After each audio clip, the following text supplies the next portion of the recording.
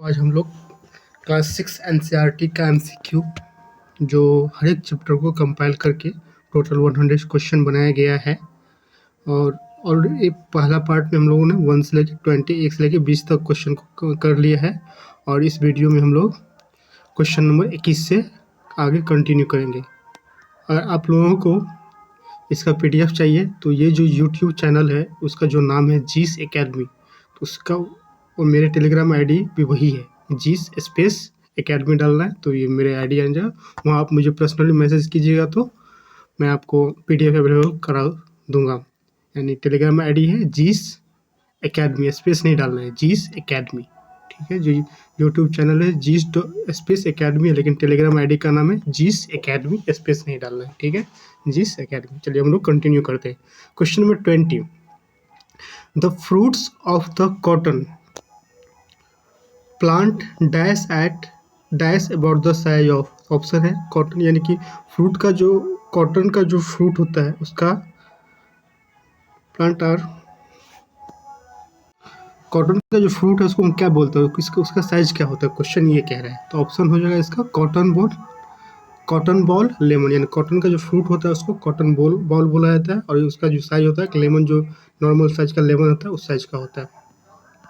Question number 22, fibers are separated seed by this the process of, क्या है fibre जो होता है कौन से प्रोसेस से सेपरेट किया जाता है। ऑप्शन है स्पैनिंग, गिनिंग, वीविंग या ऑप्शन डी एक से ज़्यादा या इसमें से कोई नहीं। कौन सा ऑप्शन हो जाएगा, ये गिनिंग हो जाएगा। क्वेश्चन नंबर 23, ये फैक्चुअल क्वेश्चन है, इसको हम लोग बस रट ही सकते हैं। Jute fibre is obtain from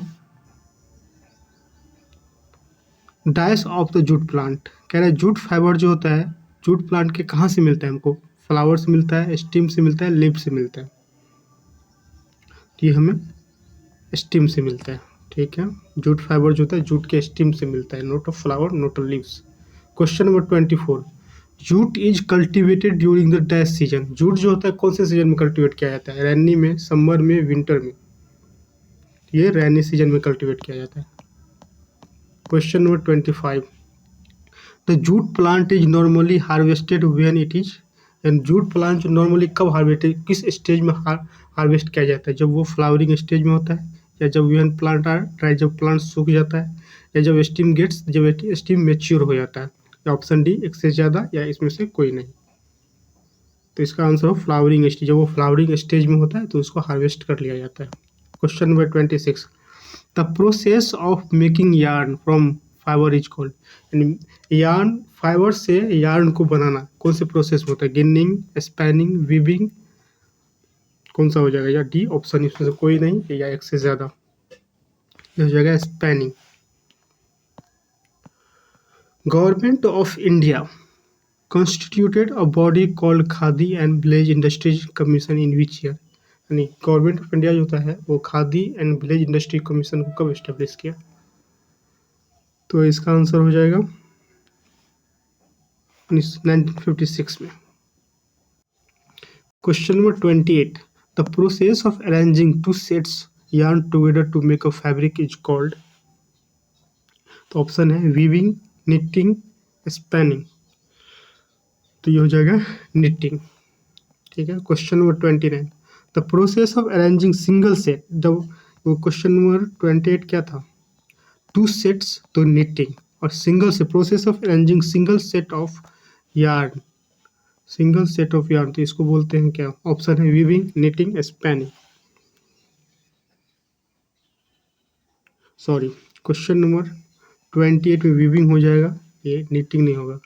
जब टू सेट्स में अरेंज करेंगे तो वीविंग बोलते हैं और सिंगल सेट वाले को निटिंग बोलते हैं। Question number 30, dash gas dissolve in water is very important for the survival of animals and plants that live in water, कौन सा गैस जो होता है जो वाटर में डिजॉल्व होता है, जो एनिमल्स और प्लांट्स के लिए सर्वाइव करने के लिए भी इम्पोर्टेंट होता है। ऑप्शन है नाइट्रोजन, कार्बन डाइऑक्साइड, हाइड्रोजन, या नन ऑफ दीज। तो इसका होगा नन ऑफ दीज, क्योंकि ऑक्सीजन चाहिए मुझे, ऑक्सीजन डिजॉल्व होता है जो एनिमल्स सर्वाइव करता है। Question number 31, dash process is use to separate heavier and lighter components of a mixture by wind और बाय ब्लोइंग एयर। कौन से प्रोसेस से जब हम जैसे क्रॉप्स को अलग करते हैं बाय एयर से, इस प्रोसेस को क्या बोला जाता है? ऑप्शन है थ्रेशनिंग, विनोइंग, निटिंग। इसको बोलते हैं विनोइंग।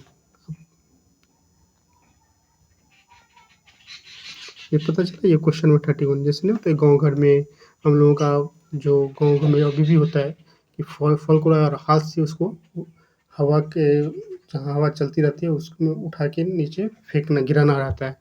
तो जो लाइटर होता है वो हवा में उड़ के अलग जगह सेपरेट हो जाता है, और जो हमारा फसल होता है जो मुझे चाहिए वो एक वो हैवियर होता है, तो एक अपने जगह पे अलग से सेपरेट हो जाता है। तो इसी को विनोइंग, इस प्रोसेस को विनोइंग बोलते हैं।